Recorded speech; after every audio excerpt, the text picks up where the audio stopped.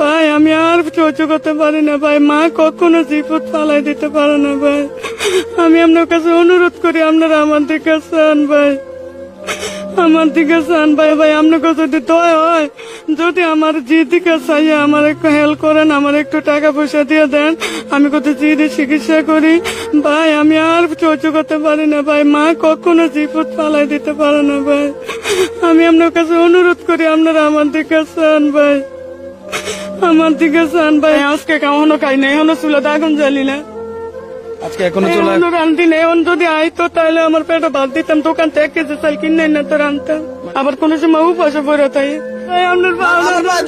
আমার পায়ে ধরা লাগবে না বোন, ওঠেন ওঠেন ওঠেন ওঠেন ওঠেন ওঠেন ওঠেন, আমার পায়ে ধরেন না, আমার পায়ে ধরতে হবে না, ওঠেন।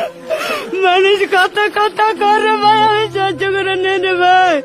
আমি টাকা থাকলে কি আমি পারতাম আমার জিরে আমি না রাখতাম, এমনি করতাম, এমনি রেখে দিতাম। কোন আজকে ওদের ঘরে খাওয়ার চালটাও নাই বাবা, সারাদিন ধরে রয়েছেন কাকা পেটের খিদে ভাই, বিশ্বাস করেন কুপুরে কোথা আছে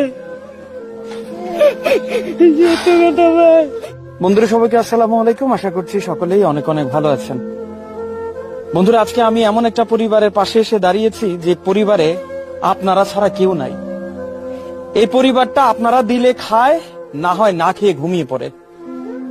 তারপরেও যদি ওনার পরিবারের যে সন্তানগুলো আছে এগুলো যদি সুস্থ থাকতো, না খায়া পেটে পাথর বাইন্দা ঘুমাইয়া যেত। কিন্তু ভাগ্যের কি নির্মম পরিহাস, আপনারা যে বাচ্চাটাকে দেখতে পাচ্ছেন। মা তুমি একটু ওদিকে তাকাও তো, সবাই একটু ভালো করে নজর করেন, সবাই একটু ভালো করে নজর করে দেখেন। আমি সুস্থ অবস্থায়, আল্লাহ আমাদেরকে কত ভালো রেখেছে, আর এই ছোট্ট বাচ্চাটা কত কষ্ট পাচ্ছে আজকে চিকিৎসার অভাবে। এই ছোট বাচ্চাটা আজকে এই পরিবারটা নিঃস্ব হয়ে গেছে এই বাচ্চার চিকিৎসা করাইতে করাইতে। আজকে এই পরিবারটা রাস্তায় নেমে গেছে। আপনারা কি পারবেন আজকের এই ভিডিওটা শেয়ার করে এই বাচ্চাটার চিকিৎসার জন্য সহায়তা করতে?